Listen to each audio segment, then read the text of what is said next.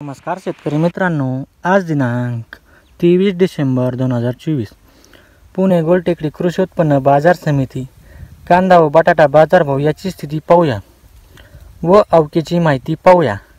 शेतकरी मित्रांनो, पुणे गोलटेकडी ते आज आवक आलेली आहे 14,226 क्विंटल, तर बाजारभाव भेटलेला आहे कमीत कमी 15 रुपये ते जास्तीत जास्त 28 रुपये इतका व एका अर्धा वक्कल 30 रुपये इतका।